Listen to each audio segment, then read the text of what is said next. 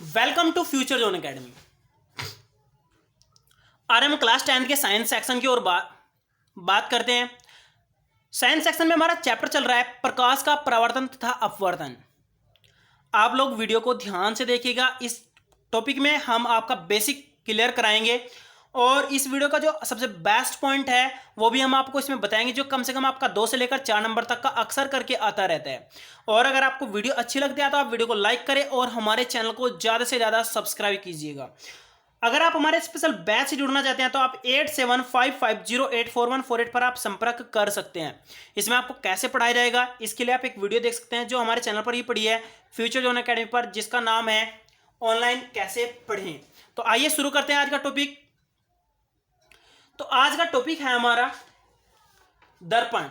आप लोग याद रखिएगा, इस टॉपिक में हम आपको मतलब इस वीडियो में जो हम आपको कम से कम 2 से लेकर 4 नंबर तक का ऐसा टॉपिक क्लियर कराएंगे जो आपका हर साल पेपर में आता रहता है। तो शुरू करें। पहले हम बात करते हैं दर्पण की। दर्पण आपका होता क्या है मैं आपको बताऊं।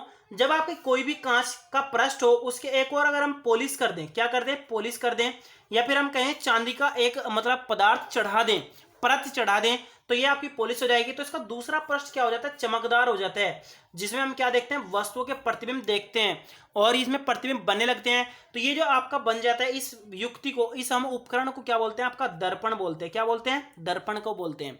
ओके, दर्पण हमारे 2 प्रकार के होते हैं। एक तो हमारे पास समतल होता है, एक हमारे पास कैसा होता है, गोलीय होता है। ज्यादातर हमारा 10वीं में फोकस रहता है गोलीय की ओर, इसलिए हम यहाँ पर ज्यादा फोकस किस पर रखेंगे, गोलीय दर्पण पर रखेंगे। और मैं आप लोगों से रिक्वेस्ट करता हूं कि आप लोग वीडियो को शुरू से लेकर लास्ट तक देखिए ताकि आप उस टॉपिक को भी समझ जाएं जो आपका कम से कम 2 या 4 नंबर का अक्सर करके पेपर में आता रहता है। तो देखिए, गोलीय दर्पण आपका क्या होता है। जब आप किसी गोले से काटकर दर्पण बनाते हैं, मान लो मैंने 2 पीस किए इसके, एक पीस हमारा ये हो जाएगा, एक हमारा ये हो जाएगा। एक तो आप ऐसे पॉलिश कर सकते हैं, एक हम ऐसे पॉलिश कर सकते हैं। तो यहाँ पर 2 प्रकार के आपके दर्पण हो जाएंगे। एक को हम क्या बोलते हैं, अवतल दर्पण, एक को हम बोलते हैं उत्तल दर्पण।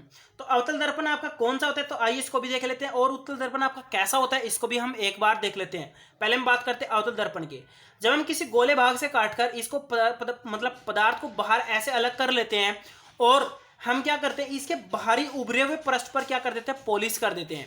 तो जो आपका अंदर का पृष्ठ होगा वो आपका क्या हो जाएगा, परावर्तक हो जाएगा, और जो बाहर का होगा आपका वो पॉलिशदार हो जाएगा। यानी ये आपका चमकने का नहीं, इस पर आपकी पॉलिश हो जाएगी। तो इस प्रकार आपका ये अंदर का परावर्तक पृष्ठ हो जाएगा। जो आपका दर्पण बनेगा उसको हम क्या बोलते हैं, अवतल दर्पण बोलते हैं। क्या बोलते हैं, अवतल दर्पण बोलते हैं। इसी प्रकार हम बात करते हैं उत्तल दर्पण की।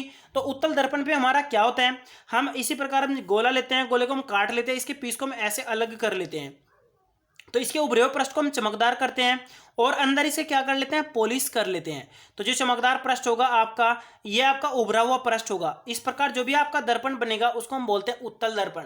जबकि समतल दर्पण बनाने के लिए हम एक समतल कांच से लेते हैं और इसके एक और सिरे पर क्या कर देते हैं, पॉलिश कर देते हैं। ये आपका क्या होगा, समतल दर्पण बन जाता है। क्लियर। आइए थोड़ा आगे बढ़ते हैं। तो आगे जो हमारा टॉपिक है वह है गोले दर्पणों से संबंधित परिभाषाएं। याद रखना ये आपकी बेसिक है और जो आपकी नेक्स्ट क्लासेस होंगी यानी 10th के बाद 11th 12th सब में ये आपकी काम आएगी। और बोर्ड में यहाँ से कम आपका 4 नंबर का एक टॉपिक बन जाता है और वो भी मैं आपको बताऊंगा। तो यहाँ पर देखिए दर्पण का ध्रुव। तो पहले आप लोग दर्पण बना लीजिएगा। ये देखिए, मान लो ये अगर आपका क्या है, दर्पण है, अगर आप इस दर्पण को क्या कर दें, आधा कर दें, मतलब ऐसे नाप करके इसको क्या करते, आधा करते, तो जहां भी है आपका काटेगा उसको हम क्या बोलते हैं, पी बोलते हैं, यानी दर्पण का ध्रुव बोलते हैं। अब बात करते हैं वक्रता केंद्र की। अगर मान लो हमारे पास ये क्या होगा, दर्पण होगा, और ये दर्पण हमारा कौन सा है, याद रखना ये उत्तल दर्पण है। तो यहाँ पर मैं अगर मैं बताऊं, अगर यहाँ पर हमारा कोई अवतल दर्पण हो जाए तो उसमें भी हम ऐसा ही करेंगे। हम क्या करेंगे, नाप करके इसको आधा कर लेंगे, तो जो पॉइंट होगा उसको हम पी को हम क्या बोल देंगे, दर्पण का ध्रुव बोल देंगे। ओके, अब हम थोड़ा आगे बढ़ते हैं वक्रता केंद्र की ओर।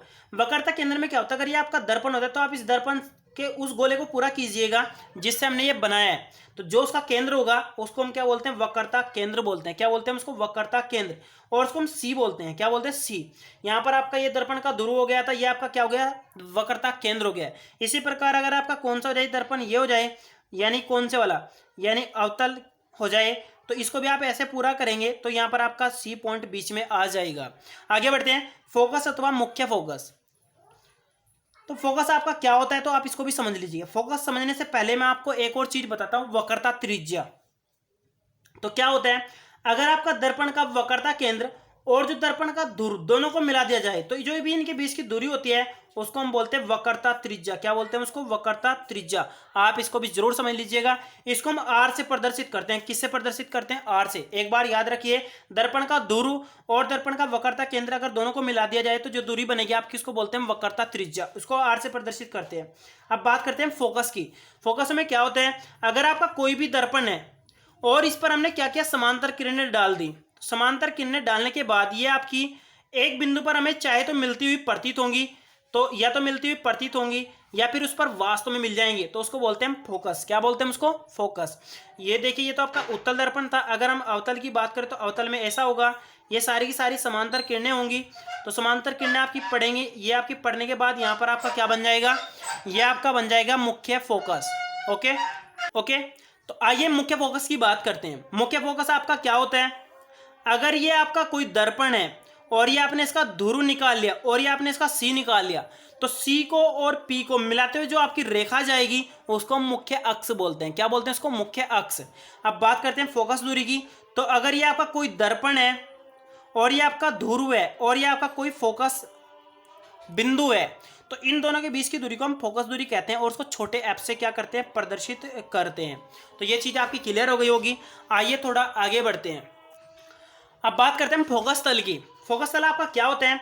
अगर ये आपका कोई दर्पण है और यहाँ पर मैंने इसकी पॉलिश की हुई है, ये मैंने आपका पी बिंदु लिया, ये मैंने आपका सी लिया, और देखिए आप लोग ये भी याद रखिएगा, सी और पी के जो बीच का पॉइंट होता है उसको बोलते हैं एफ। क्या बोलते हैं उसको? एफ बोलते हैं। ओके, तो यहाँ पर सी और पी के बीच का जो एफ पॉइंट होता है, इन दोनों को मिला लेते हैं, तो जो ऊपर का आपका ये एरिया होगा, जो इससे ऊपर का होगा, उसको हम बोलते हैं फोकस तल। क्या बोलते हैं उसको? हम फोकस तल। अब बात करते हैं दर्पण में वक्रता त्रिज्या और फोकस दूरी में संबंध। तो ये क्या होता है? अगर आपकी फोकस दूरी f हो और वक्रता त्रिज्या आपकी r हो, तो याद रखना आपका इन दोनों में संबंध होता है f बराबर r/2, और ये संबंध आपका बहुत इंपॉर्टेंट है और आप लोग ये ध्यान से समझिएगा, और इसी संबंध के आधार पर अगली वीडियो में आपके अच्छे अच्छे पॉइंट आएंगे, आप उनको ध्यान से देखिए। वीडियो को आप लाइक जरूर करें और हमारे चैनल को सब्सक्राइब जरूर करें, और नेक्स्ट वीडियो के लिए आप तैयार रहिएगा। आपकी वीडियो जल्दी आएगी और हमारे चैनल को सब्सक्राइब जरूर कीजिएगा। Thank you.